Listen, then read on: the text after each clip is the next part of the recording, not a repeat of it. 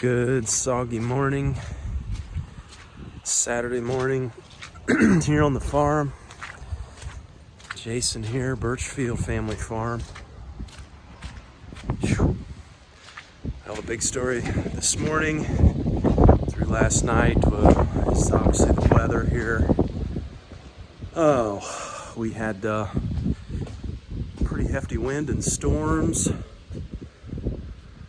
Just looking things over, looks like we fared pretty well here on the farm. We got some buckets and stuff blown around, but nothing major. Looks like the really bad storms went south of us in Kentucky, had some tornadoes and such down there. And sympathies go out to you folks down south of us. Whew. That's tornadoes in December. Doesn't sound quite right.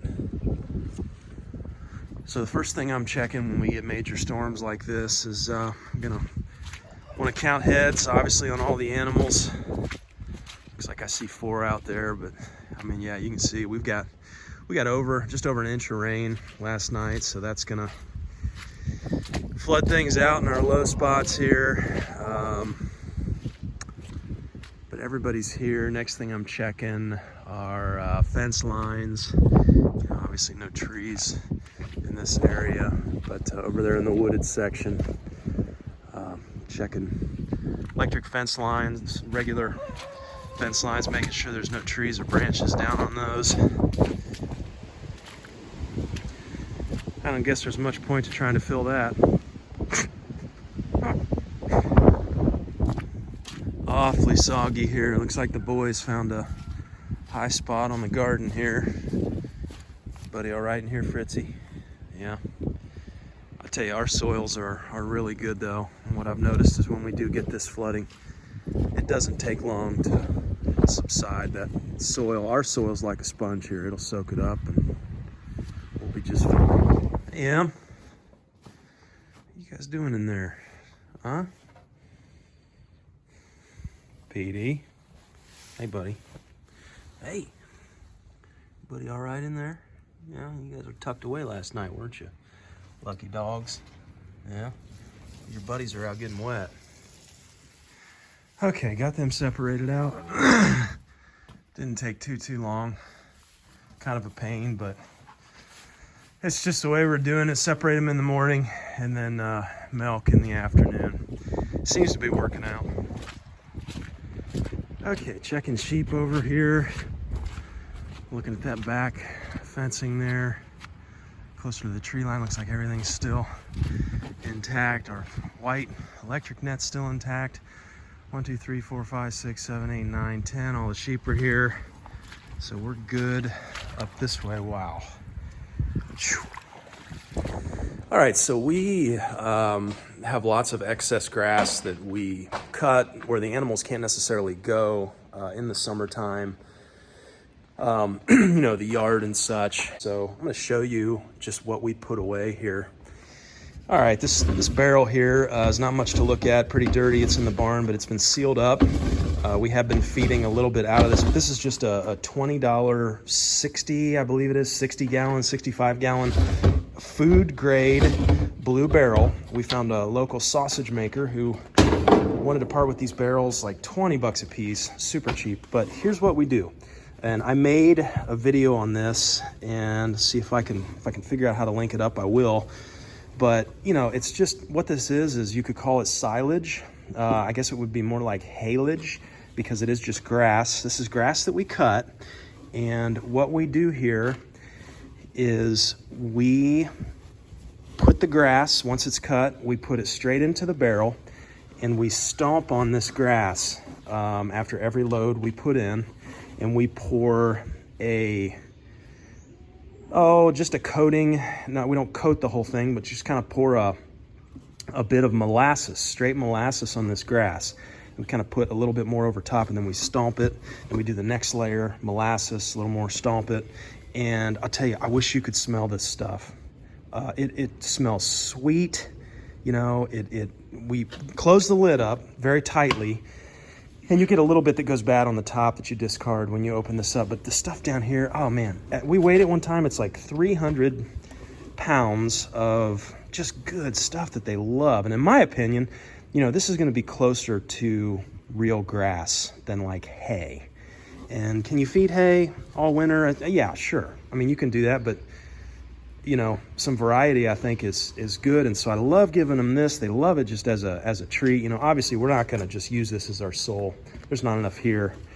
But to put this out, let's take some over and I'll show you how they like it. I've got a bucket of this stuff here.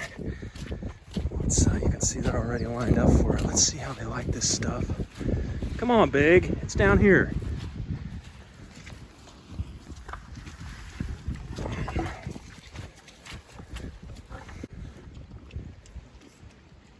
Here comes Big.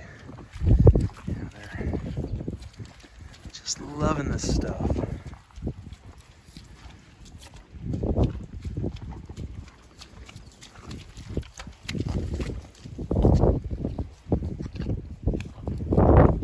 Just a word on this too, the weight on this stuff is not going to compare to the weight of, say, if we had the same amount in hay in terms of weight, because we have lots of moisture. So dry matter forage here, you know, there's not going to be a ton as there would be with hay. That's the advantage to hay, is you've just got more material.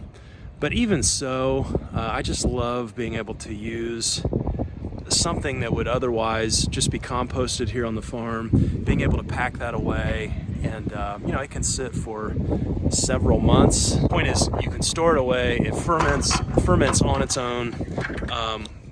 We do buy molasses in bulk. Definitely a treat here once we hit winter, and keeps them happy and healthy. You've got that good fermented feed going on, good for the gut. So this does not have to be done with huge tractors and cutters and whatever else. You know, you can do it on a small scale. Even, you know, I suppose you could even do it with a push mower and bagger, or you know, whatever. As long as you've got a container, you could put it in 5-gallon buckets, even as long as you had a lid to seal it. So again, just more of a treat for the animals, but pretty easy to do. All right, wind's really picking up here. Hope you can hear me. Let's take some of this out to the sheep here. See how they respond. Look at here, sheeps. Hey, look at here, brought you. Yo. Oh yeah. That's a hit. What do you think, Sonny?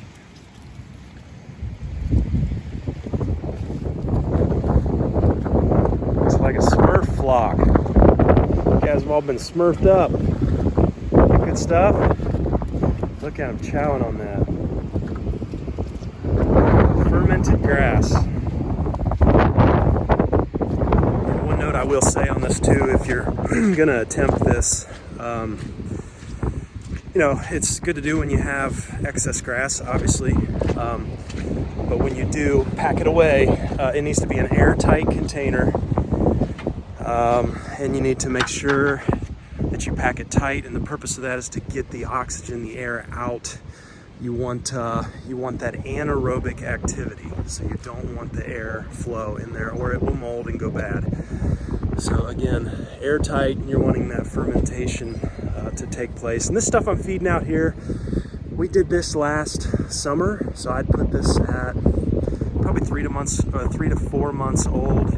But I think from what I read, you do need at least 30 days to really let that ferment get going. So good luck. All right, Fritzy. You guys get a little treat too. Try that out. Everybody loves it.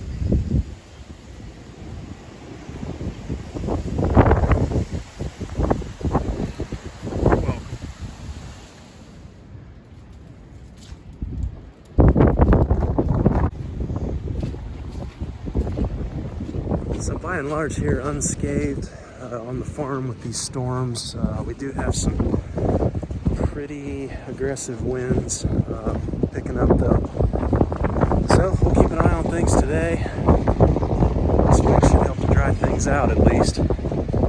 But everybody's looking good. Again, my sympathies for those in Kentucky in the path of that storm last night. Hang in there. Just had a 35 mile per hour wind roll through. And we've noticed out here, once we hit about 40 mile per hour on the wind, that's when we start getting damage. Shingles peeling off, blowing off, whatnot. So, everybody stay safe out there today. Let's hunker down and get through this.